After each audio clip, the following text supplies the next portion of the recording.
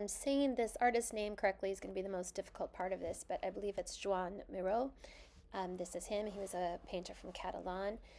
And we're going to be looking at how he used colors to make his amazing paintings. This is his Constellation series that he created during the Depression in the middle of World War II on the heels of the Spanish Civil War, and just everything kind of seemed hopeless, and he liked to just look up at the sky. And they're just some of the greatest works. But you'll notice some things when you look at these. Look at how all the backgrounds are dull. They're all like a dull blue, dull brown, tans.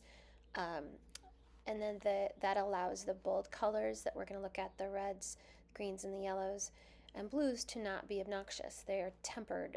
It's the same thing that Matisse did. He would use a lot of neutral colors so he could use a lot of bright colors. And they seem to then float in front of the background. So that's what we're going to be trying to establish.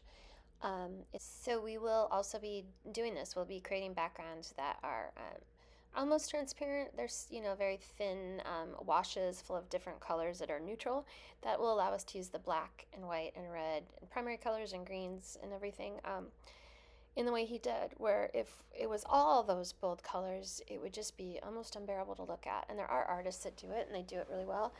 But yeah, his surrealism world works really well.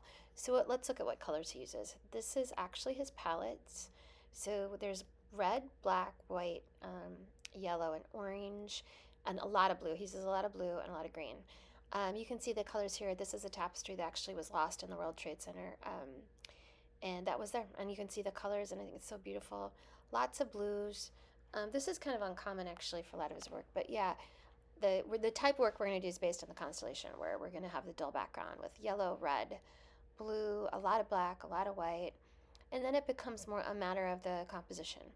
And again, we'll be doing all those bold colors on dull backgrounds. This is an example of vivid hues and versus dull hues. It's dull hues of what have been mixed. The original color is pure, and then you mix it either with light or dull colors, and then light or dark colors, and then it dulls it down. So yeah, some of the other things I'm seeing like here, this one's really crowded. Other ones have a lot of negative space. A lot of them are kind of have created a world. A lot of them are not. They're totally abstract. Like there's not like a world here that is totally defined. Um, so yeah, these are kind of some of the choices you're going to make. We know you're going to have a dull background and you're going to use bold colors, but are you going to have tons of objects in that space? Is it going to be sparsely populated? How are you going to move the viewer's eyes around the page? These are the things we'll be looking at. He uses line to move our eyes around the page, kind of like Bryce Martin, contemporary painter. And some of them, there's just a few minimal objects. So you're going to be a maximum painter or maximalist painter or a minimalist. We're going to use a lot of exciting lines, small brushes, thin paint to move the eye around. Um, that's kind of what he's really famous for, is kind of these lines with like shapes at the end, and they're actually not shapes, they're symbols, which we'll talk about in a second. But yeah, you can see, I always think of him as like blobs and lines, like that's kind of his painting genre. Symbols, blobs, and lines is what we'll do. Yeah, so look at inspiration. Do you like this dull green background? Do you want to do like a dull brown, a gray? um, and yeah, how crowded do you want yours to be? Do you want it to be full of lines, very sparse and minimal? And he used symbols, and his symbols were repetitive, like stars and eyes. And um, I think I will try and find out exactly if he had like a legend or a vocabulary that went with it. But yeah, the stars were frequent. Um, the people. Yeah, it's really magical. Look at all those. And again, there's different routes you can do. You're going to start with these defining traits of a Moreau, and then you are going to make all this decision based on you and your artistic direction and your artistic style. I'm a bit of a maximalist as a painter, so I would definitely I would be on the crowded side of these paintings, like this one.